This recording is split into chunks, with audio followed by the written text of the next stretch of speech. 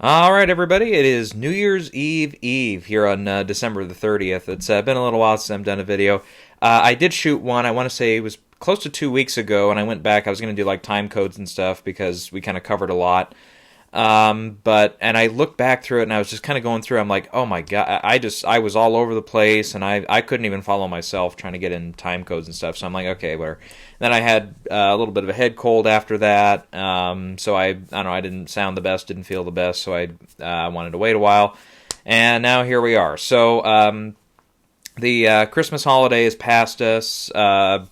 Most of the holidays are past us, really. New Year's, kind of changing the New Year's about the only holiday left. And again, in a normal year, we'd be kind of approaching, okay, we know who the Globe nominees are, we know who the SAG nominees are, we know who was nominated at Critics' Choice, BAFTA's coming, normally it'd be that, kind of type of situation. But since we have over 3 months still, or actually, well, over 2 months, I mean, a little over, it's like 2.5, roughly that, before we get the Oscar nominations out, and still another about month and a half before we get the Golden Globes and stuff out. It feels like we're kind of like mid-October, where it feels like we should have only seen a couple contenders, and that's kind of true. I mean, The Father, Minari, sorry, I'm mispronouncing that. It's Minari. I've heard multiple sources. Minari, like in Italian. That's what I'm going with, and that's that's my answer, and I'm sticking to it. Anyways, but Minari and The Father are probably the only two, other than Nomadland as well. Those are probably actually the three that I have in for Best Picture right now that are yet to have some form of release. We've still yet to see Judas and the Black Messiah, United States versus Billie Holiday, which just went over to Hulu. So as far as I know, those two are still planning on getting released in time. Let's see. Otherwise, is there anything else we haven't seen? Like Pieces of a Woman is premiered, but it's not been released yet on Netflix. That'll be in the next. Is it this Friday or is it next Friday? I think it's coming up here. French Exit is not open yet, but that played at New York. Let's see. Yeah, there's a few there. I believe Malcolm and Marie, which is the kind of shot during quarantine movie with Zendaya and John David Washington. I believe that one is planned for a release from Netflix in time to qualify, so that would be in like mid to late February is right now the date on it. So, yeah, we've kind of got more stuff out there that has been seen than has not been seen, which, for mid-October or around that time is pretty rare. But, of course, like I said, it's far from an ordinary year. Yeah, part of my original video here a couple weeks ago, I kind of went into, okay, and that was right about the time they started implementing vaccines in the U.S., and now we've got, I keep kind of checking it every few days, but it's like 2.1 million is still the number I'm seeing for number of vaccinations, which, I mean, compared, in comparison, it's like, yeah, it feels like it's really small, but who knows? I mean, it'll keep growing there. And I think, and it was not too long after Star Wars, Disney kind of announced their stuff for what's coming out, like all the new shows for Star Wars, all the new shows and stuff for Marvel, everything there, which, kind of got me pumped up because I'm like, okay, I feel like we're kind of really getting ready to round the corner now. It's like pretty soon we're going to start seeing these movie companies and stuff kind of putting stuff up there for when it's actually coming out and stuff. And it goes without saying, the Warner Brothers thing with HBO Max, as somebody who is a big theater person, I was a little discouraged by that. We've seen a lot of blowback to that, still some support for that. But, yeah, anyways, we'll have to, I don't know, I think hopefully in the next coming months here, like within hopefully the next, by the end of January, maybe early February, before the Oscar nominations come out, maybe we will see the vaccine number of inoculations equal or go past the number of total cases, hopefully. That'd be nice, but that's I don't know. It felt like we were maybe going to get there by the end of January, but it feels like the rollout has been kind of slower and the participation has been slower than initially thought. But I don't know. As far as I know, I mean, I've got a couple relatives who have taken the vaccine or the first dose. One for sure. The other one, I think it's assumed, we haven't heard back yet, but it's like we're pretty sure she has it too. The vaccine, that is. But Yeah, and so far, yeah, I think I've heard mixed things of whether it's the first or the second dose that people have side effects on, and just in my immediate household, that's kind of been the number one concern for anybody who wants to get the vaccine. They're like, well, I don't want to get the side effects of it. I'm like, okay, fine, then you want everything shut down for another 3 years, okay, that's fine. And it's like, I don't know, I feel like I'm maybe being a little standoffish with that, but hell, it's like, is that really what we want? I don't think so. But anyways, so. Yeah, when I know it's back to normal is when we start seeing movies back in theaters, like with big releases, with, none of that HBO Max bullshit, none of that stuff, when it's theater stuff. And maybe those days are gone, but I don't know. I feel like it's, film has survived so much. The Great Depression, it's survived World War II, it survived, kind of the TV experience here in the kind of mid to late 50s. It survived the late 60s when we saw theater attendance in the lowest it's been, it was lowest it had been in decades and decades by that point. And now with streaming and everything, it felt like theaters were still going strong. We were seeing like Avengers and Endgame, that is, and stuff like that. It's like, I mean, even with all the stuff coming out on Netflix, like every week, it's like all these movies are still breaking all these records and stuff. Disney had, what was it, like $6 or $7 billion or more movies in 2019. So the theatrical experience is far, far from over just on those numbers. Now, obviously, 2020 threw a wrench into that whole thing. And I don't know. I mean, it's a big conversation, and I don't want to waste too much time on it, and I won't. But I don't know. I feel like, I felt like when we had vaccines coming out and it's like, okay, people are going to start taking vaccines pretty soon. That's going to catch up and everything. And it's like, yeah. And then with the Investors Day from Disney, I was like, okay, it's starting to feel a little more real now. But, yeah. And then obviously, like I said, that was 2 weeks ago, and we've seen cases for the most part have kind of started to kind of drop off again here in the U.S., at least the daily numbers I've been watching a little bit. I just kind of check it once and then for the day, and then I'm done. But, I don't know. Obviously, that's from some lockdown stuff. That's from people who didn't travel over the holidays or haven't been tested yet from traveling from the holidays. So we'll have to see. But in the meantime, here we'll get back to some Oscar predictions here. I think this is going to be the last video where I go into just the top 8 categories there. Picture, director, the 4 acting races, and the 2 screenplay races. After that, the next video I'm going to shoot after this, I don't know if it'll be today or if it'll be a little later, but that's going to be SAG predictions, the first Screen Actor Guild Award predictions. And then the video after that, we will get into tech category predictions. So that'd be like cinematography, score, production design, costume design, all that stuff. Yeah, we're going to take a stab at it. I know a couple, at the time I did the last video, I said I was going to, and then since then, like a couple sites like Gold Derby have kind of updated some stuff, so we've seen what other people are thinking in some of the tech categories. They don't have everything. They don't have like animated feature, which is really weird, but which, I don't know, just off the top of my head, it seems like Soul has come in about the perfect time, and it seems like that one's going to carry a lot of weight in that category and will probably win. Otherwise, the other Pixar one, Onward, I know had a few glowing reviews right as pandemic shit started to happen.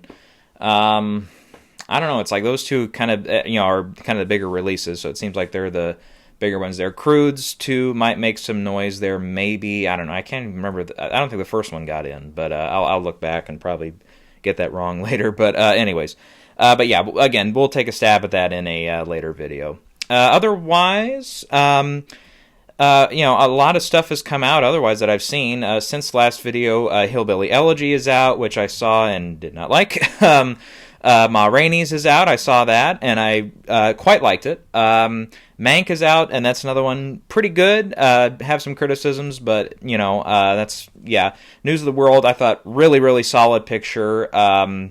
It's probably, of the films I've seen, in Trial Chicago 7 is still up there, and Da 5 Bloods is the other one I've seen of these predictions.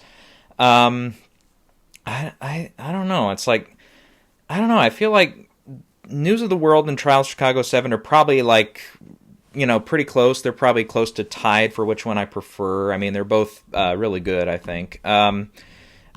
So yeah, I don't know. I don't really have a huge preference this year because, I mean, otherwise I haven't seen way too much other stuff. Anyways, yeah, if there is something I've seen, review and stuff, I could get into reviews, and then the video will be 4 hours, so we're not going to do that. And that's another reason why I wanted to skip over the last video I shot because I went into reviews of Mank and Hillbilly Elegy, and we were here, and seriously, it was like an hour and a half video, and that was just 2. Now we add like 4 more on top of it. Yeah, that's not going to happen.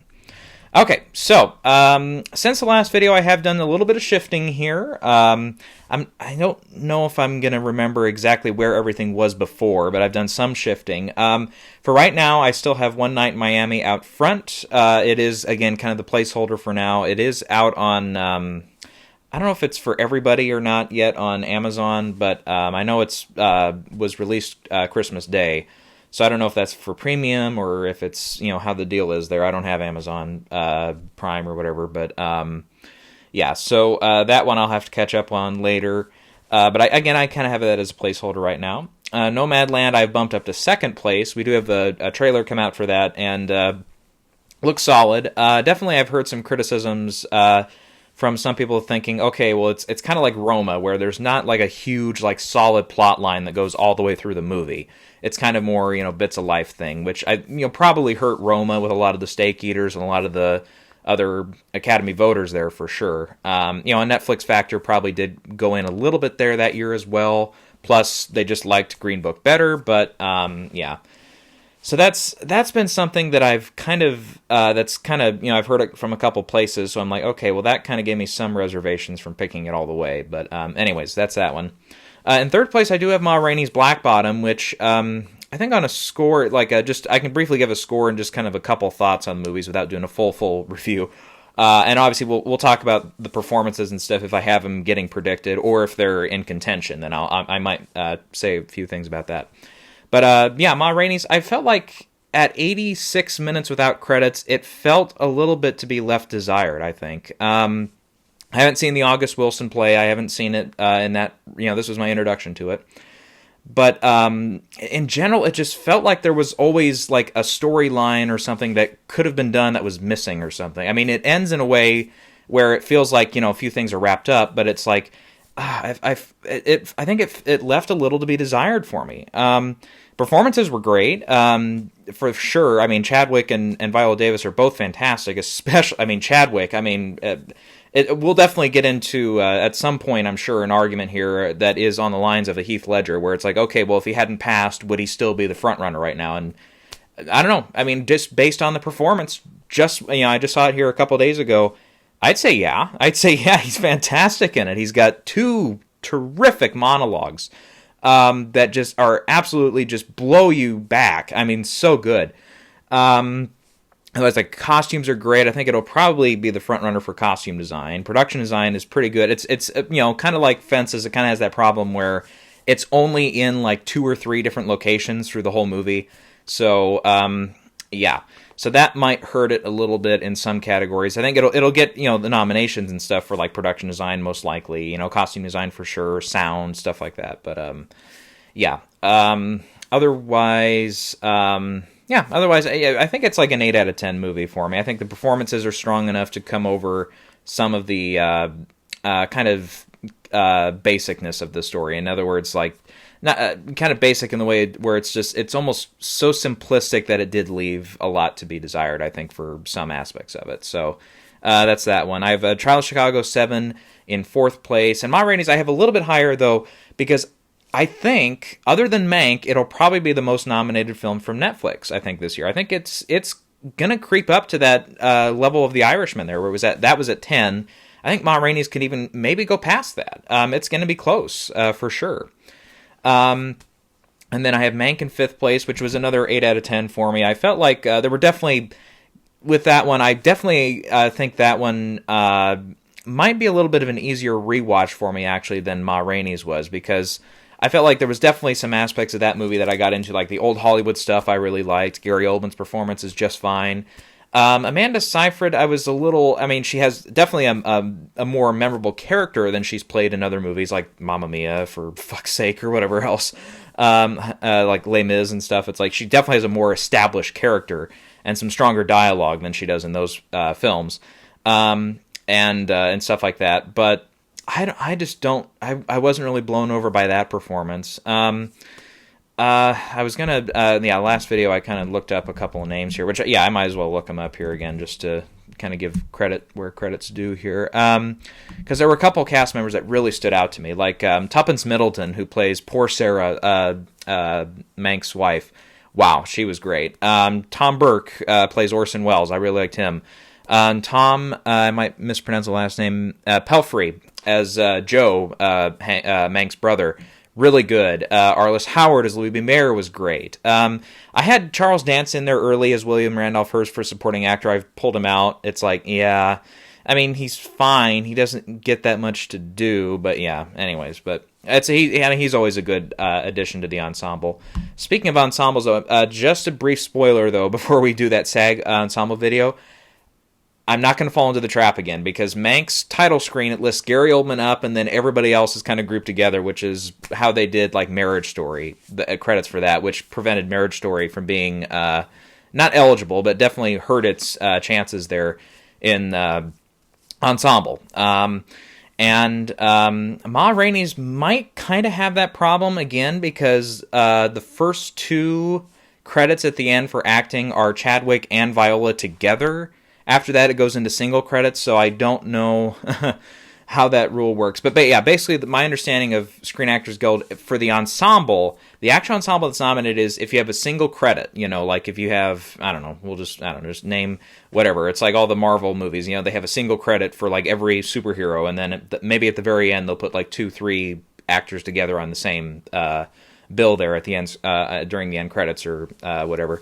So it's like those that have another person with them, 2 or more, those don't count. Those they kind of get singled out. You don't single out them. You single out the other people who had the single line on the credits and stuff.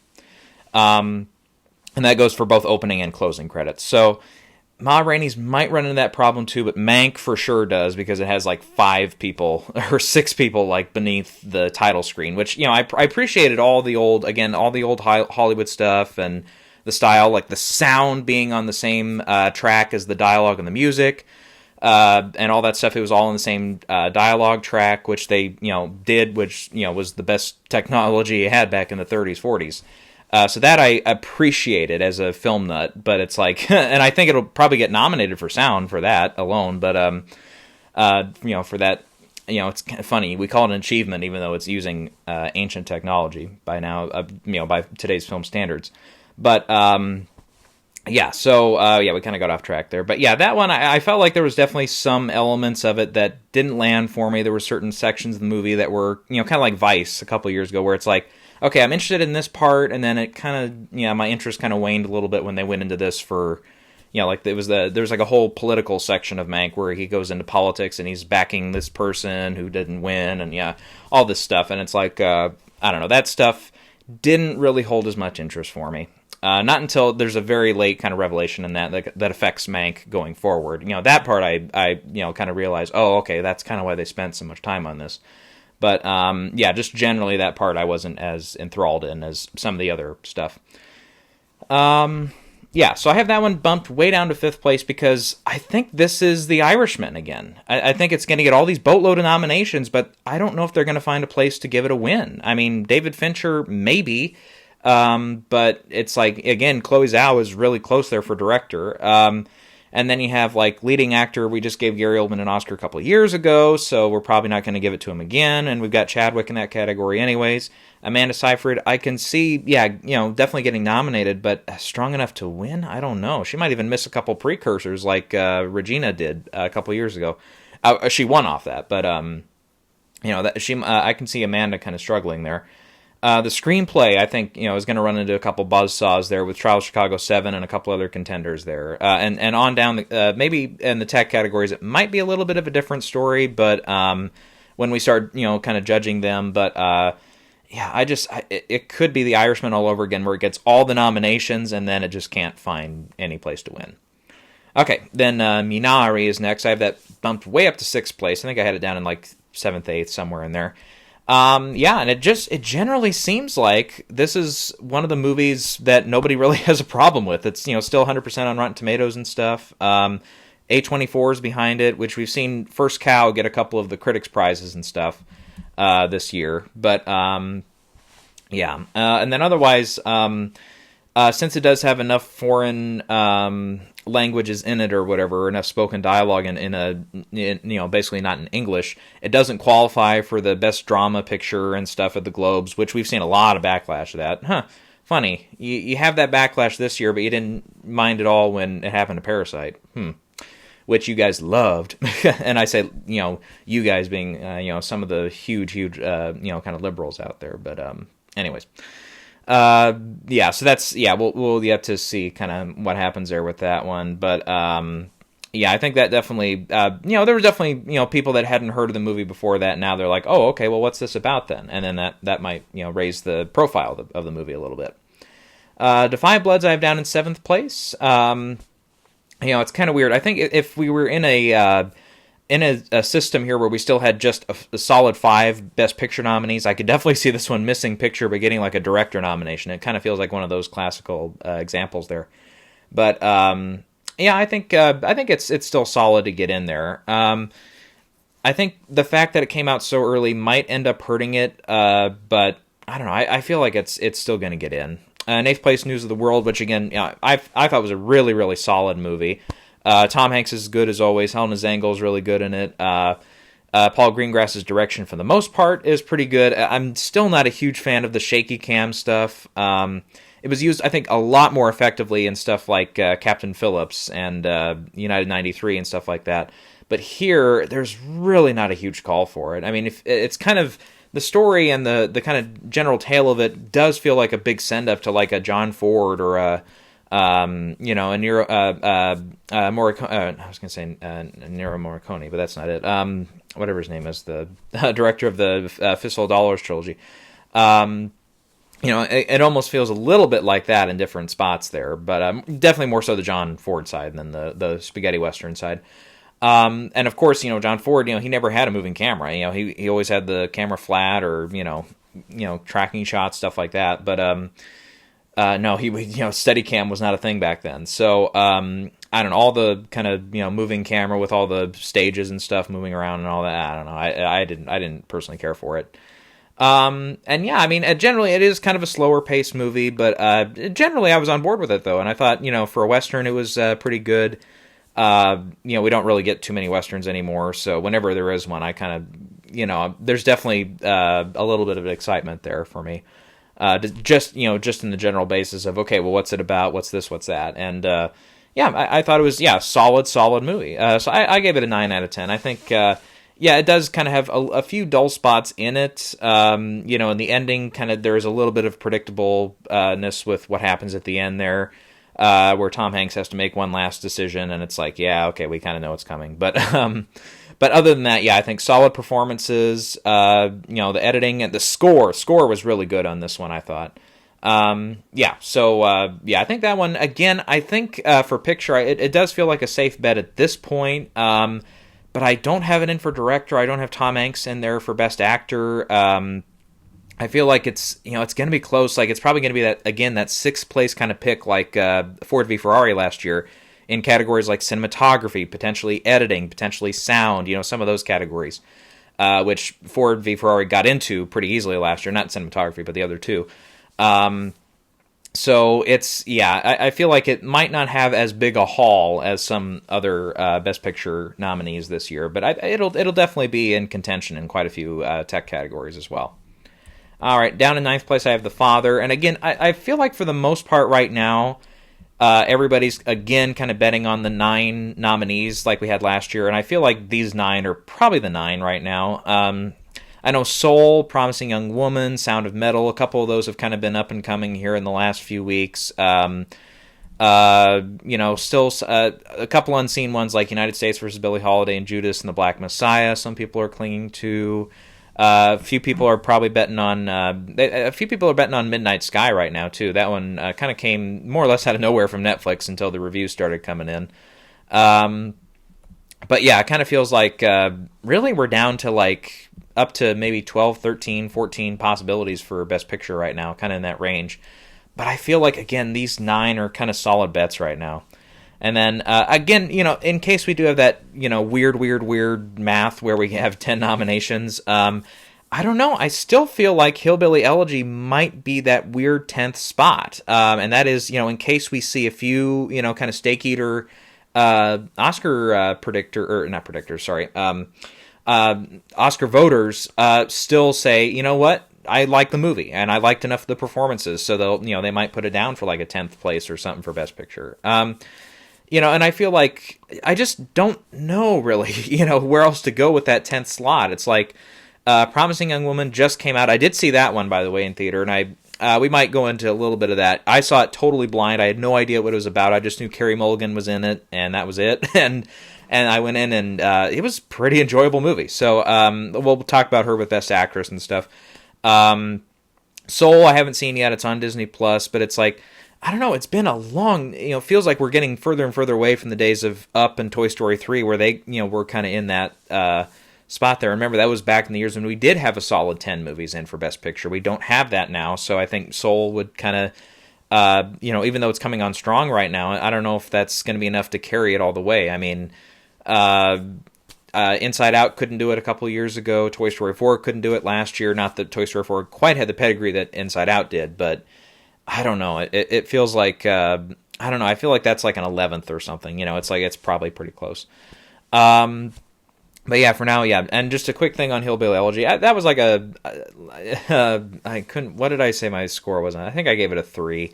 It's just, I don't know. I just didn't, I mean, I don't know where to begin with this one. I mean, the score was so out of place. The direction was so out of place. The performances were, I mean, especially from Amy Adams, who, God bless her, she's great and everything else, but just nails on a chalkboard every time she opened her mouth in this movie. I swear to God. Oh, terrible. The Glenn Close character I liked a little bit better. Well, not, comparatively a lot better, actually. Her I could actually stand, she definitely has like the beef jerky skin and stuff, kind of that older look there, and all the makeup and stuff, which it might still get a makeup nomination maybe. But yeah, that, I mean, it's definitely more of a performance that's driven from, okay, how does the character look? Okay, then what does the character kind of do, and all that. And I haven't read the book or anything, but I know a couple of discussions have kind of happened around this movie of, okay, it just got critics bashed because it comes from the perspective of kind of middle America, Trump land and all that, places like Ohio and Kentucky, which were definitely more in favor of Trump in the last couple elections here. Which I push back against that. No. I mean, I get it. I get, the kind of sentiment there, because we have seen definitely, a lot of the major outlets kind of looking down on states like that. I'm from a red state myself, Iowa, so I definitely know the feeling there. And even at the opening of the movie, I thought I was going to get involved, because there's a pretty nice little thing during the opening credits there where they show this small town in is it Ohio? Yeah, Ohio. That's where most of it takes place. They go back and forth a little bit there. But the small town in Ohio, they kind of go through the years from like the 30s, 40s, post-war era. It must be 40s. I think it was 40s when they said it started there.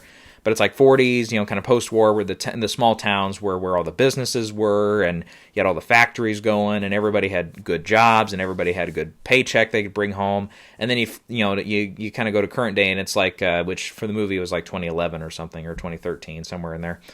And it's like all these businesses are shut down after the recession, and it's like only like the bank and the grocery store are like the only two things open, which I have a lot of small towns in my area where it's like exactly the same thing happened, and it's it kind of was a little I was like, wow, they nailed that, and that's, again, I knew it wasn't specific to my area or anything, but it's like Nebraska, the 2013 movie, you kind of see the same thing.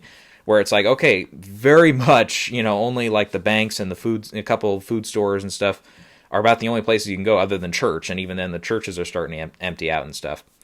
So, I kind of, I felt like I was kind of on board with the movie early with that, but then after that the story took over, and it's like, oh no, and it wasn't that interesting a story either, and especially when the main character in the movie is named the same person that authored the book, so that, obviously good things are going to happen for this guy, J.D. Vance in this case. So it's like, we know something, we know he gets out of this, or we know he succeeds. There's this kind of ticking clock situation that happens with him in the back half of the movie, and it's like, okay, well, we know, we know he landed successfully somewhere, so clearly all the suspense is just drained right out of that back half with the modern day stuff. But I was a little bit more intrigued with like the Glenn Close stuff and the kind of flashbacks there, the 80s, or I can't remember if it was 80s or 90s. It must have been 90s set for the kid there, kind of growing up there without Amy Adams, his mom, in the picture and stuff. And it's like, yeah, that stuff I found a little bit more tolerable than some of the other stuff. But overall, I just felt like this was really the wrong project when it was put together. I mean, Ron Howard, I mean, he can do a lot of stuff. Rush, fantastic, stuff like that. But since then, he's kind of been on a downward spiral. I mean, the Solo movie was okay. I mean, I get, there were a lot of circumstances around that one when he stepped in to replace a director, or directors in that case. But Heart of the Sea was not that great, and there was one other one, but what was the other one he directed? That wasn't good, but I can't remember. Anyways, but yeah, now this was, I think I would have not black and white like Nebraska was, but like a smaller cast, unknown cast. I think this movie really could have been fantastic if you took it from a much smaller perspective instead of the huge, Hans Zimmer score, which is like a it's like a trying to amp you up, and it's like, this isn't a story to get amped up about. No, so no, but anyway, but getting back to my point though, with because it was, what was it, like 20 or like high 20s on Rotten Tomatoes. The audience score was a lot higher, which generally again kind of backs some of the arguments there of, we still might see some Oscar voters say, well, fuck everybody else, I'm voting for it because I liked it, which was more or less some of the attitude with Green Book a couple of years ago there. Obviously, Green Book still had, much higher critical scores, and, obviously did very well at stuff like Golden Globes and all that, which I don't suspect Hillbilly Elegy will. But, just to back off that argument a little bit, if that was true, how come The Prom, which is a, much more progressive storyline there about, somebody with a same-sex relationship trying to get to a prom in, is that one in Ohio or Indiana? Something like that. I've yet to catch up with this one. I'll see it soon. But it's like, okay, well, how come that one's only 57% on Rotten Tomatoes? If all the liberal critics, and stuff from all the major newspapers and stuff, if they were all on board with the progressive stuff, why isn't that one, at, the inverse of what Hillbilly Elegy is? Like, if Hillbilly Elegy is 27%, how come this one isn't at 73%? Where, if you looked at it that way, if you just broke it down numbers-wise, it's like, no, it's like critics call it as they see it for the most part still, I would think. It's definitely a couple cases I've seen of a couple of critics here and there. And again, this is going back to like years of Green Book and Three Billboards and stuff, where they didn't like the movie because of, or Bohemian Rhapsody for that matter too, back in 2018, where there were definitely critics where I read reviews or saw little blurbs from Rotten Tomatoes or whatever, where it's like, and heard stories, and I talked about it during Bohemian Rhapsody. I definitely covered some stuff, not with critic reviews, but with reactions to the picture, if you want to go back to the Three Billboards years. And that is, no, I mean, these critics are definitely being irresponsible, though, if they don't like the movie or just purposely give it a negative review because of the people involved or because they don't like the storyline or where the characters are from or whatever. It's like, no, I don't like that. And I don't like critics that give positive reviews to something just because they like where the story's going or where they like the people involved with the movie. Outside of what they're doing, and all that stuff. If they like the politics of the people who are making the movie rather than the movie itself, it's like, no, I don't care to read reviews like that. And frankly, people like me, I was at one point aiming to be a film critic myself. No, it's like, no, there's people working a lot harder than you, I can promise you right now, to be where you are at, and they're going to call it where they see it. So, yeah, I frankly didn't enjoy that aspect of those years. And yeah, I mean, I don't necessarily seeing it being the case again this time with Hillbilly, because there is, I don't mean to say objectively, but it's like there's just some stuff in there where it's like, oh, you really have to overlook a lot of things to still enjoy it, in my opinion, at least. But if you liked it, you liked it. That's fine. I've definitely, there's been some people out there I know that have definitely enjoyed it. I mean, like I said, it is like 28%, so that it doesn't mean it's not like 5%. It's not like one of those. But yeah, personally for me, I didn't enjoy it. So, yeah, and I don't think that one's really going to land much. Not going to have a huge blow here at the Oscars as far as what it's going to get. I mean, probably Glenn Close is probably about it for this one right now. Okay, in the director race, I have had one change here for who's in and who's out. Otherwise, generally, the rankings and stuff are about the same. Still as a placeholder right now, I have David Fincher out front. Chloe Zhao, I'm really close to putting her ahead for director, though. I think she's definitely knocking on the door there. Regina King for One Night in Miami I have in third place. Spike Lee I have bumped up to fourth place for Da 5 Bloods. And in fifth place, I'll tell you what, after having seen the movie, I'm considering taking him out now. But I had George C. Wolfe for Ma Rainey's. And really, I think the thought behind that was, okay, it's going to have actor and actress for sure nominations. Picture is very, very likely. Screenplay, adapted screenplay in this case, very, very likely. It's going to do very well in the tech categories. So director, should come pretty naturally here. But, yeah, so that's kind of why I put him in. This will definitely have to be a case where the director's branch, kind of goes with it. But we'll have to see. Because, the director's branch has been kind of stingy lately. So, we'll have to see. Like, they didn't get really, as far as diversification and stuff, they haven't really been that diverse in the last few years, other than Greta Gerwig getting in for Lady Bird, but she didn't get in last year for Little Women and, stuff like that. But, with this current lineup that I have, it's one white guy, and everybody else has some, a different background. So, we'll have to see if that holds. Otherwise, I had Aaron Sorkin in, but I feel like Trial of Chicago 7 hit so early, and I feel like the staying power on that one, outside of the acting races and editing, it doesn't feel that strong. And the screenplay, too. Sorry, I didn't mean to leave out. Yeah, screenplay, editing, and the acting ensemble there, I don't really feel like it's got a huge push behind it otherwise. Like, I don't necessarily see it being the Best Picture winner right now, not really. It'd have to really, it has to start, kind of steamrolling after, like, it'd have to win the Globes and then win SAG, which I think is pretty likely. It's a terrific ensemble. It kind of feels like Spotlight that year, where early on I was saying Joy was going to win, but I was like, okay, no matter what, though, I said, even if Joy or something else wins, that ensemble prize is going to Spotlight, and that ended up happening, of course. It kind of feels like that right now. It feels like no matter who wins Best Picture, whether it's Ma Rainey's or One Night in Miami or something else, it's like Chicago 7 has probably got that ensemble prize. So that's where I'm at there. But yeah, I'm not really feeling a huge rush, kind of gush to support Aaron Sorkin right now for director, at least. For screenplay, yeah, like I said, I think that's pretty solid. But yeah, so that's why I took him out. Paul Greengrass, I think he's definitely close here. Again, he's kind of that 6th, 7th spot here. Lee Isaac Chung, I think, is also, he's really in the discussion right now for Minari. I think he's got a decent shot. Again, I think they'll have to see the movie and definitely like it to get him in. And that's the thing, because George C. Wolfe and Lee Isaac Chung kind of have that same problem where it's like they're not huge known directors. You have to really look out there to see if you've seen anything else that they have that they've directed there.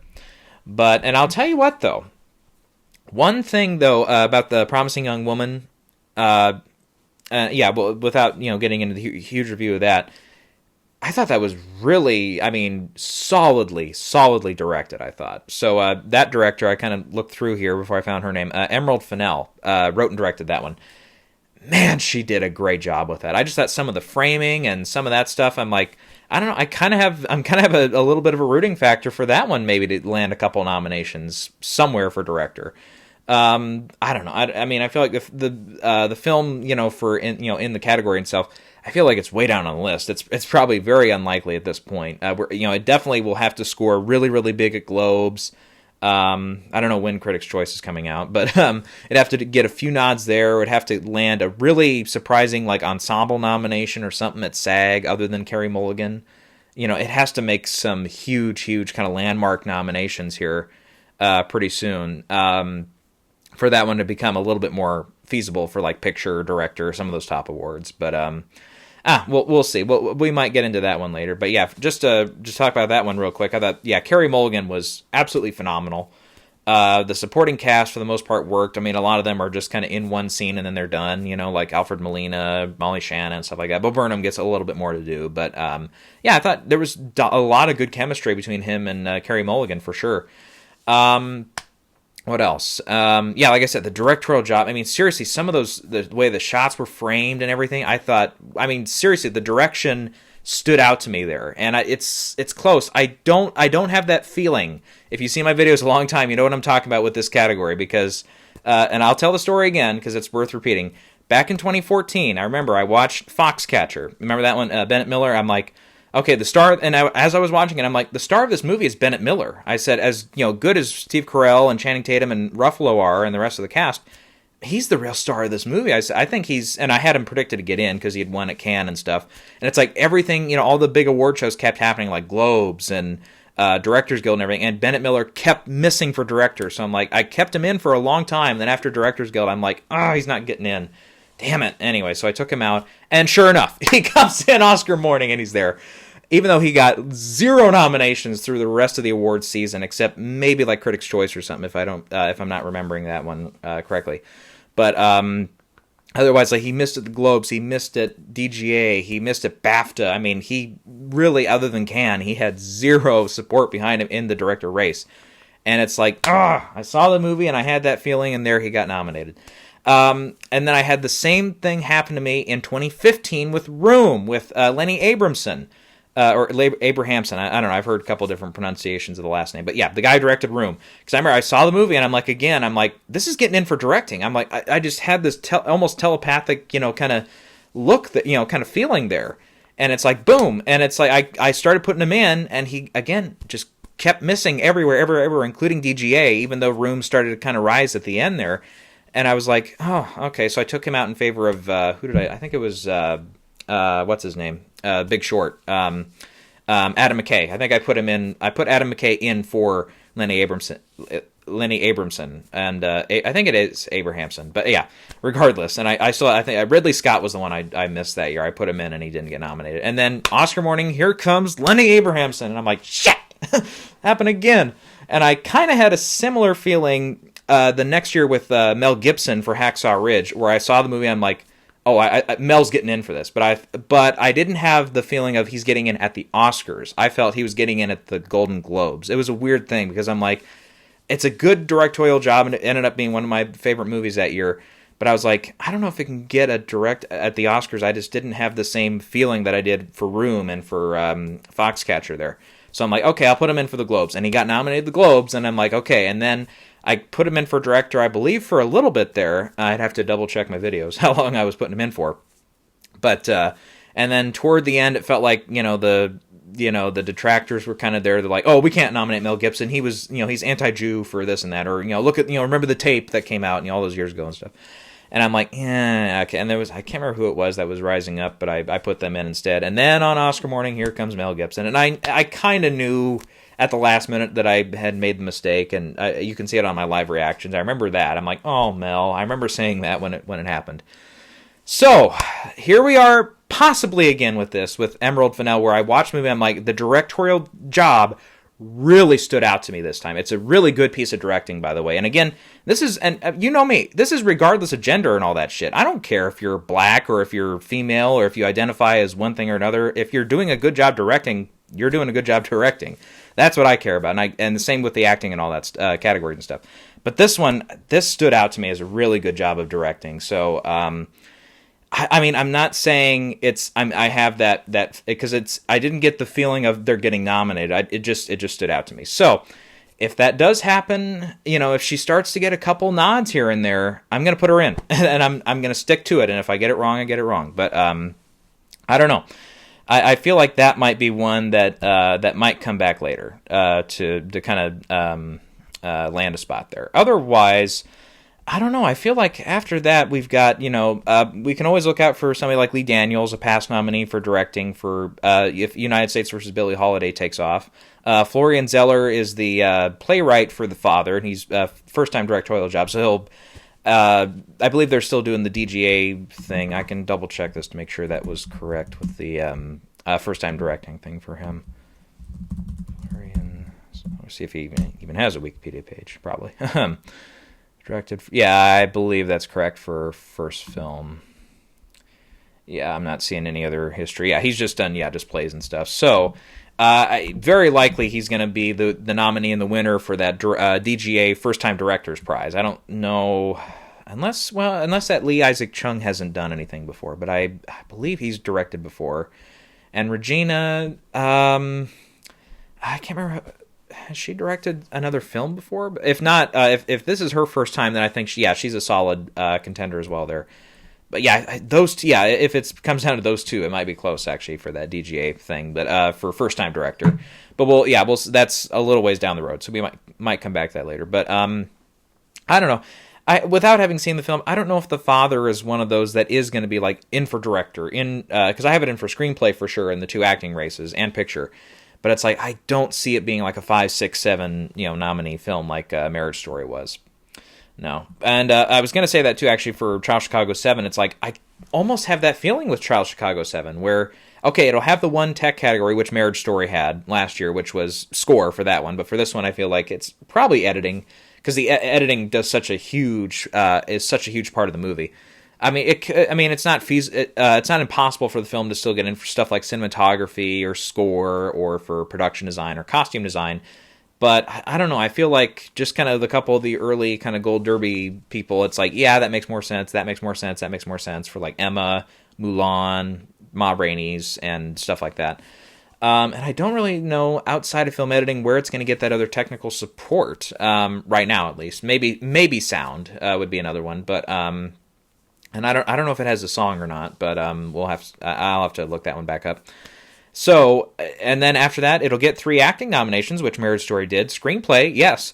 And then, again, like Marriage Story, I can see it missing director, but still getting picture. So that might be the exact comparison we get this year from last year. So if that comes true, then yeah, there you go. Then Chicago 7 is this year's Marriage Story in that way of how it goes. If something like Mank is this year's Irishman, if we want to continue that. Okay, so now we'll get into the acting races. Yeah, I think we've gotten all the review stuff out of it, except I did see Wonder Woman 84, by the way, too. Yeah, I saw this one, News of the World, and Promising Young Woman all on the same day. In an actual theater, sue me. I had a mask on. Fuck you. I know, there's some people that are a little antsy about that still, but yeah. Anyways, but with this one, really quick with Wonder Woman, yeah, I wasn't as wowed with it as the first movie. The chemistry between her and Chris Pine really stood out in the first movie, and here even now it was kind of lacking.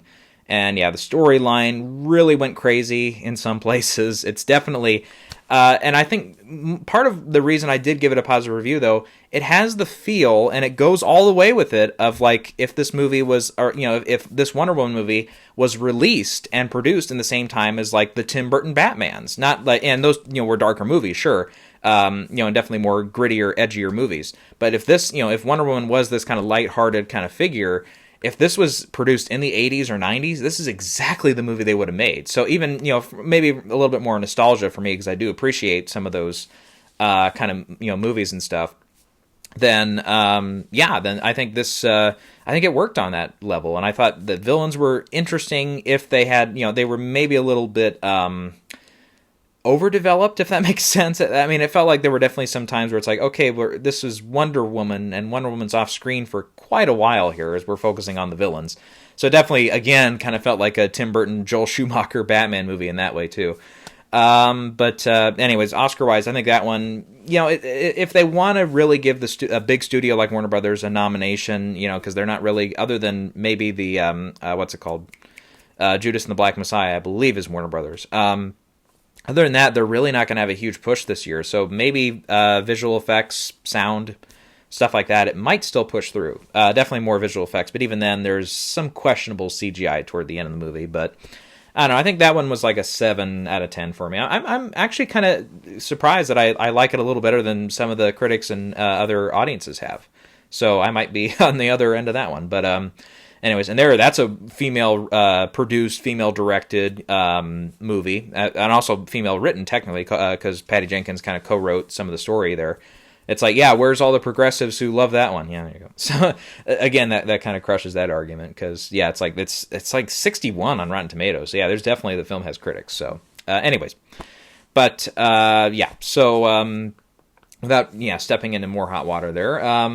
let's go ahead and move on to the acting races here. So Chadwick Boseman, I think he's the solid front runner now for Ma Rainey's after having seen the film. Plus, when they solidly switched him over to Best Actor, we kind of saw the rise kind of go up there.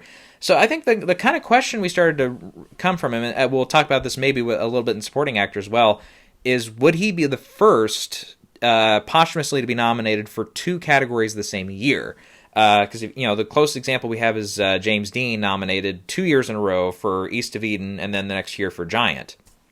But and they were released different years. But those were 2 posthumous roles that he was nominated for. I don't know. It's like he's fine in The Five Bloods, but here he is really outstanding. Clearly, if you've seen the movie, this is his best performance to date. Very easily. And true, he gets a little bit more grittier material to work with here, but yeah, he is phenomenal in this. So yeah, and I kind of, that's the first thing I kind of said to people after I'd seen it. I said, if he doesn't win, it's a crime, because yeah, he's phenomenal in it. And again, that's without having seen people like Anthony Hopkins or Stephen Yeun for Minari, or for Riz Ahmed for Sound of Metal, who's kind of got some supporters there, or without seeing people like Kingsley Ben-Adir for One Night in Miami, or Tom Holland and Cherry, or a couple of the other kind of late-breaking possibilities here. So, and that's just, my perspective right now. So that might change after I see a couple more of those movies. But Anthony Hopkins, I do think, will be a solid nominee there for The Father. Then Gary Oldman for Mank, Delroy Lindo for The Five Bloods. And I do still have Kingsley Ben-Adir hanging in there in 5th place for One Night in Miami. But I don't know. I feel like definitely some of the attention has slipped away from that one for his performance, especially. And yeah, Riz Ahmed has really seen a big rise here after he's won a couple prizes here and there for Sound of Metal, or been nominated, or the runner-up. Stephen Yeun, I think if Minari really takes off and does get a couple acting nominations as well to really support it, then I think definitely director is a lot more possible then too. Yeah, we'll have to see. If he gets in at like SAG or a Globe nomination or something, yeah, then it becomes much more possible. And yeah, I still, again, even though Tom Hanks is really good in News of the World, he gets, some emotional scenes, kind of action beats and dramatic, and, he does a lot of reading and stuff from the newspapers, and, really knows how to sell that really well. I don't know. It's like, I don't know. If he couldn't get in for Captain Phillips, this performance is not Captain Phillips level, but so if he couldn't get in for that, then I kind of see him kind of struggling here as well. Yeah, that kind of feels like that's about the gambit there. For Best Actress, I do have Viola Davis still out front here for Ma Rainey's Black Bottom. I think the only thing I kind of, when I was watching the movie, I got a little worked up with her character, because her character's a total diva. Completely just like, at times unlikable character.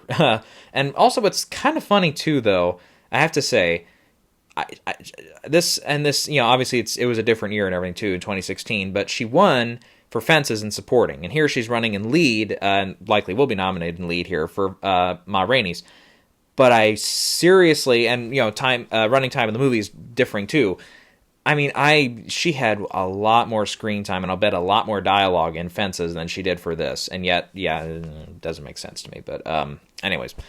But yeah, she's, regardless of where she should be category-wise, yeah, definitely she was fantastic. Not for a moment did you not believe she was Ma. And yeah, it's kind of a transformative performance too. She has, I don't know if it's makeup or she actually did put on weight, but yeah, she does all that. Another thing too that kind of reminded me there was Rami Malek, did a lot of lip syncing for Bohemian Rhapsody. He still won, and Viola, it's pretty obvious she's lip syncing for a lot of this. There's one part where she does do her own singing, and that I'd read that early, and then in the movie I'm like, okay, so I kind of was looking for it a little bit. It was pretty obvious, but then there's the one part where she actually is singing. I'm like, oh yeah, yep, that's her. It's pretty easy to spot. But yeah. So I think that one, right now, I kind of have that a little bit of that feeling of, okay, this is kind of the first time since As Good as It Gets, where you see Best Actor and Best Actress go to the same film. Yeah, so, and one thing, though, to note, remember, As Good as It Gets did not get a director nomination that year. So, yeah, that's another reason why I was a little stingy on the director for Ma Rainey's, C. Clark Wolf kind of getting... C. Clark Wolf? Is that... Am I get that totally wrong? George C. Wolfe. Yeah, okay. George C. Wolfe. Yeah, that's kind of another reason why I was a little staking on it. But again, remember, As Good as It Gets wasn't a period piece. It didn't have all the support from the tech categories and stuff. I think it had like score, and then it got screenplay, acting, picture. It got like only 5 nominations or something. Oh, 6 with Greg Kinnear, I believe. Or I don't think it landed in editing that year, did it? Okay, I'm going to pull it up here just in case. Okay, picture, actor, actress, supporting actor, screenplay. Okay, it was in editing and score. Okay, so 7. Okay. But yeah, I definitely see Ma Rainey's outpacing that from all the tech categories and stuff. All right. One more quick note about Ma Rainey's, though. Really weird, because we've seen Glenn Turman, I believe is his name. Shiitake mushrooms. I'm going to look that up. Make sure I have his name correct here. Glenn Turman, yeah. Which, I mean, from the first screening step, everybody said, wow, Glenn Turman, wow. I mean, really good. And then I saw the movie, I'm like, okay, who was he? I seriously, I don't know what they drank in their coffee or their liquor or whatever. It's like, no, he did not stand out for me at all in this. Coleman Domingo, who has been in a couple things like Selma and a couple other bigger films here than Glenn has, he, I think, was actually really good here. Yeah, you look at his filmography, he's been in a lot of stuff from Beale Street to he's in the Candyman remake, which will come out whenever. But yeah, it's like, yeah, whenever he pops up, I'm like, oh yeah, he's always good. So yeah, it's like, yeah, I thought he was easily a lot. I mean, given a lot more screen time too, though, than Glenn was. But it's like, I really don't know why he got singled out by everybody. It's like, yeah, he did just as good a job as the stand-up bass guy in the movie, who the actor's name I'm not familiar with, or he did just as good a job as the 2 white guys who are kind of being a little, semi-racist toward everybody in the movie, and all that. So it's like, so for a while there, I was thinking, I'm like, okay, maybe a supporting actor for him, but no, I don't think I'm going to put him in, because no. I mean, nothing really stands out to me. I mean, maybe this is, Brad Pitt all over again, where it's like, I just don't see it the way everybody else does, but whatever. Yeah, that he did not stand out for me at all from that movie. Anyways, so that being said, Viola I have out front. Then Frances McDormand, I have a second place for Nomadland. She does feel like the definite strong second place contender for me here. And again, she won the year after Viola, so in that argument of, she just won, well, it's like, well, we can make the same argument for Viola. It was only a year's difference. But yeah, and then you have the argument too, though, I've heard that, Viola would win, she'd be the first black actress to win 2 Oscars and to be the first to do both in supporting and lead, which, yeah, I mean, historically speaking, yeah, we're going to see a lot of, as I've mentioned before, a lot of historical nominations and stuff this year. Very likely we're going to have the most diverse directors race we've had in a long time. Possibly ever. So, 2009 did have Lee Daniels, what's her name? Catherine Bigelow, stuff like that. So it's not like we haven't seen that happen before. We've seen somebody of color and then a woman director and stuff like that. It's not like we've never seen that before. But anyways, yeah, you have to excuse the dogs barking there. Anyways, so we'll move on here. Vanessa Kirby and Carey Mulligan, I mentioned here. Carey Mulligan for sure. But yeah, Vanessa Kirby, I bit the bullet on and put her in. After the trailer came out for Pieces of a Woman, I was like, yeah, she's getting in for that. And same goes for, not spoiling anything, but for supporting actress for, what's her name? Oh, shit. Got to cheat here. Ellen Burstyn, yeah. Ellen Burstyn, I feel like, yeah, just from the trailer there, it looks like she's going to have enough good scenes in there to get nominated. So yeah, that pushes Kate Winslet all the way down to 5th place. I took out, who did I take out that I had in earlier? Amy Adams, for sure, I believe I had in there. And then Michelle Pfeiffer, too, I've taken out. Because I feel like even though French Exit, the reviews were kind of mixed on it, it feels like it's going to be released way later, and a lot of the buzz on the movie after the first reviews has kind of died out. So it'll premiere late, so it'll be maybe one of the last ones the voters see, so I can see her sneaking back in. But I don't know. For now, that one feels like it's a little bit of a stretch right now. But yeah, we've seen. I think definitely Vanessa Kirby, Carey Mulligan, Frances, and Viola definitely feel like the 4 right now that are pretty solid. At least now. Now the other thing though with Carey Mulligan is, Promising Woman is coming on strong right now. But again, will it still have that strength in late February, right before ballots go out and stuff? Well, who knows. Vanessa Kirby, kind of the same deal. It's like Pieces of a Woman is about to premiere on Netflix here in the next week or two, so that'll definitely have more people watching it and stuff. But yeah, and then plus, Frances McDormand and Viola Davis, they've been around the block a little bit longer, and Kate Winslet too, than the other two have. So, the notoriety and stuff, that also affects, by the way, folks like Kingsley Ben-Adir and stuff like that in Best Actor. But, yeah, it's Carrie, and Carrie, she's done a lot of good stuff before. She was, she's been nominated, right, hasn't she? What was the one she got in for? I can't remember. But I know there's been a couple films like... I think where she's been close. An Education, that's the one she got in for, that's right. But yeah, I think she's gotten close with stuff like Wildlife and Suffragette. I remember seeing that one when it came out, and I'm like, yeah, she's really good in this. There are, she's definitely had a couple... Shame, arguably, she was in contention that year for nominations, so... she's been close a lot of these other years in some of these other roles, but she hasn't really landed that second nomination to be like a kind of mainstay in the category or anything, not like an Amy Adams or a Meryl Streep or some of these other ones here. But, yeah, but still, I don't know. I feel like just, if they watch the movie, they just see that performance. The performance itself is so damn good. I mean, really, far exceeds anything I've seen her in. So, yeah, right now it feels like, yeah, she's definitely going to get in, but... yeah, we'll see there if that, how well that movie is being seen or how well it's liked after a lot more people have seen it by that time. All right, who else do we want to talk about here for possibilities? Let's see here. I think Sophia Loren will definitely have a few arguments here for The Life Ahead. Andrew Day, we haven't seen yet in the United States versus Billie Holiday. She might still get in. Let's see here. Zendaya for that Malcolm and Marie. That one kind of feels like if it's going to get anything, it will be like one of these categories here. But again, I remember I made the argument here a couple of videos ago about, well, how many Netflix, contenders are going to get in each category. It's like, well, we have two already here for Vanessa Kirby and Viola Davis. I don't know if they'll push another one in there for Zendaya, unless it is, again, it's one of those performances that absolutely must get in. It's like one of those very obvious calls there, Who else? I don't know. Like I said, Michelle Pfeiffer might bounce back here later, so I would still definitely keep her in the conversation. But yeah, Amy Adams, unless she really surprises and does end up with a couple, nominations for the year, like SAG or Globes or something, or Critics' Choice or something, unless, everybody gets behind her, yeah, I see that one really struggling to get in. All right, for supporting actor, Leslie Odom Jr., I still have out front here for One Night in Miami. Then the trio from Trial of Chicago 7 I still have in here, Mark Rylance, Sacha Baron Cohen, and Yahya Abdul-Mateen II.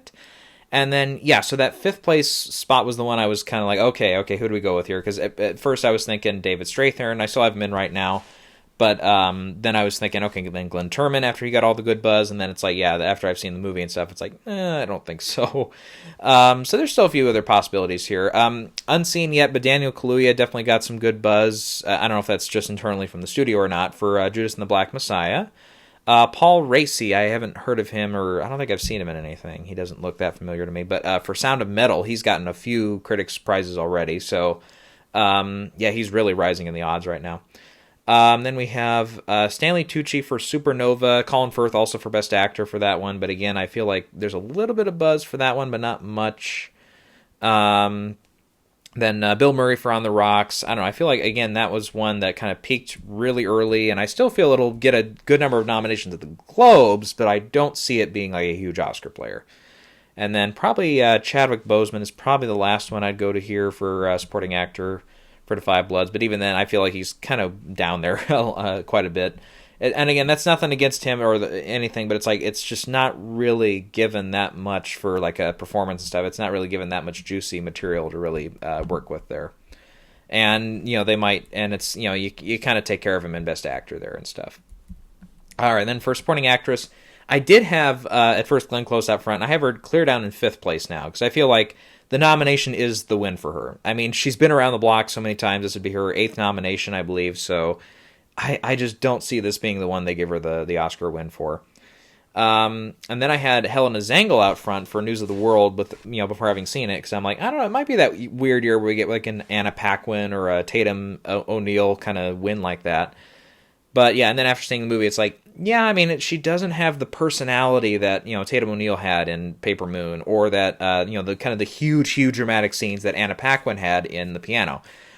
She definitely, she has a lot of attitude in the beginning of the movie. She definitely feels like that kind of wild child, feral kind of performance there for a little bit. And then after a while, she kind of more or less has kind of the same expression through the rest of the movie. So, and then she does get kind of a little bit of an emotional scene toward the end, though. But other than that, it's kind of a one-note performance. So I have her down in 4th right now, but it's like, I just don't really know who else to go with here. So, anyways. But right now, as a kind of placeholder, I have put Olivia Colman now out front for the father. And then Ellen Burstyn in 2nd place for Pieces of a Woman. As far as I know from the movie, it doesn't really seem like a performance that gets her that 2nd Oscar win. And again, we kind of made that argument for earlier in the year for Anthony Hopkins there, where it's like, yeah, this is an actor who's good enough that they deserve to have that 2nd Oscar on their mantle before they leave us. And it's like Ellen Burstyn is definitely, I think, in actresses and stuff, up there for sure. As well. So you can make that argument. Definitely, I think she'll get nominated at this point, again, without having seen the film, and since it's early. Then I have Amanda Seyfried in 3rd place for Mank. And then, yeah, we've mentioned 4 and 5 there. But I think we've mentioned her a couple times, Yoo Jun-yeon for Minari, and maybe the pronunciation is a little off there for some of that, but I think that one from everybody, they're kind of talking movie, it's a kind of grandmother role. It's a really kind of personable role like that. So I think it's close. I think it's definitely like that 6th, 7th slot there for sure right now.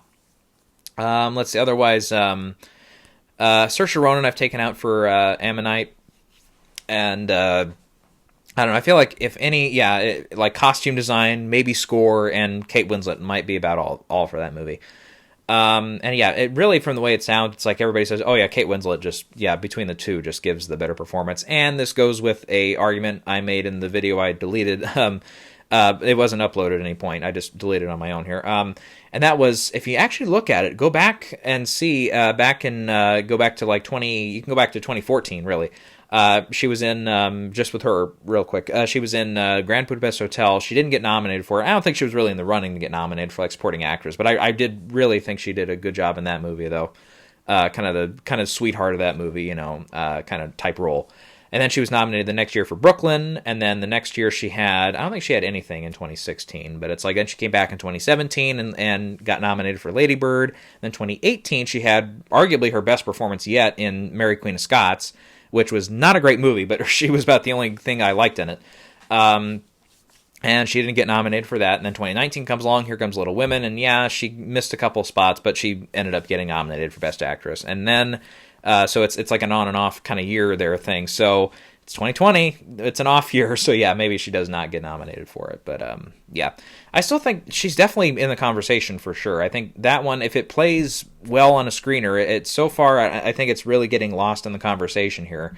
If it suddenly resurges all of a sudden and gets a little bit more notice, then I can see it playing well on a screener, and she does get in. But yeah, I mean, she's got to topple quite a few contenders here.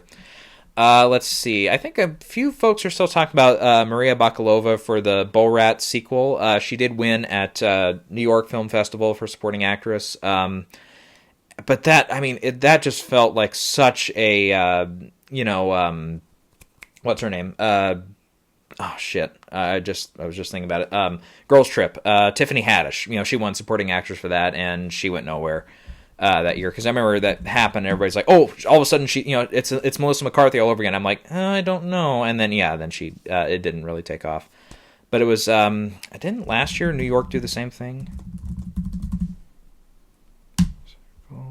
For supporting actress, I thought. Supporting actress last year. Yeah, who'd they give it to before Maria? No, it was Laura Dern. Okay, who was it then? I thought somebody last year for supporting actress gave it to a kind of comic role there, and it didn't go anywhere. Oh, I thought it was last year. Maybe I'm just thinking of Tiffany Haddish, but yeah, that year it didn't go anywhere. So I don't know. I mean, without having seen the film or anything, it kind of feels that way for Maria Bakalova. And we have had also a little bit of a change there for the Globes. They've announced that she's going to be contending in the lead actress comedy race. Carey Mulligan, by the way, in that film are in the drama races now for Promising Young Woman. But Maria Bakalova, though, I think definitely, stands a much stronger chance now of being nominated in that lead actress category since Carey Mulligan's out. But, I mean, again, she has to get nominated there and at SAG, and, it has to be that full Melissa McCarthy type thing where she just gets in everywhere, I think, before I start predicting it. But I don't know.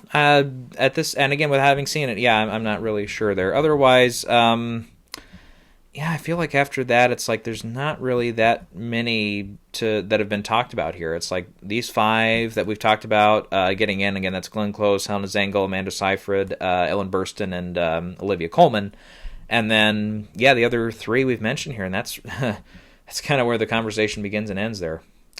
All right, then real quick, we'll go over the screenplays here. I don't think I've made any changes here to original. It's Trial of Chicago 7, Mank, Da 5 Bloods, Minari, and Soul. And I think one thing, by the way, that'll really help Promising Young Woman is if it can get in for a screenplay category, and this would be original screenplay. I don't know, and it might end up being, because I was kind of having these thoughts toward the end of the movie when I kind of figured out, it's this type of movie. It could end up like Nightcrawler, where it's like, okay, it feels like it's, and I can see that happen. Carey Mulligan gets nominated Globe, SAG, BAFTA, everywhere, and then misses at the Oscars, but the screenplay gets in, even though the screenplay was kind of hit and miss through the season. So it's possible. I don't know if Soul, I don't know, that one's kind of hitting strong now, so maybe that one should get bumped up a little bit. But maybe Da 5 Bloods does fall out of screenplay, maybe, and then Promising Woman does get in. Let's see. Otherwise, in this category, always, Sofia Coppola's one to watch for On the Rocks. Sometimes, rarely, never rarely, sometimes always. The title I can never get right without fucking it up. I think that one has picked up a couple things here and there at some places. Not always for screenplay, but just, just generally. Judas and the Black Messiah is also competing in original. As far as I know, that's still correct. And then Sound of Metal, I believe, is an original screenplay as well here. So there's some other competitors here, but generally I feel like after those 6, it becomes a little bit more difficult for the other ones to get in. Then for adapted screenplay, real quick, we've got One Night in Miami, Ma Rainey's, Nomadland, The Father, and News of the World getting in. And even then, the screenplay for News of the World, it's fine. I mean, it's not like a sparkling dialogue type screenplay the way that like always the Aaron Sorkin ones are or stuff like that. But I'm not really sure what else to go with here. Not Hillbilly Elegy, no. Not a strong script. I think the Borat sequel, I think, is probably the one I would go with next, I think. Just because, again, the first film did get that adapted screenplay nomination there. United States versus Billie Holiday is probably very close there, again, if it does very well. And, I think after that, it's kind of a stretch there. We'll have to see who else ends up where. But, All right, so that's hopefully we didn't take way too much time there. I think we covered quite a bit there, but I had a couple mini reviews that I had to get in there as well. So so I think that will about do it for this video. My throat's kind of feeling a little shot, so I'm not going to shoot the SAG video right away here, but we'll do that sometime soon here. I don't think I'll do time codes. I think you guys can figure it out. We didn't veer off way too badly there. I felt like everything we were talking about, we can kind of figure out there. So. That will do it for this video. I'll be back soon-ish, sometime soon. Maybe before the New Year's holiday here a little bit later, and we'll talk SAG, and then we'll talk a few of those technical categories as well.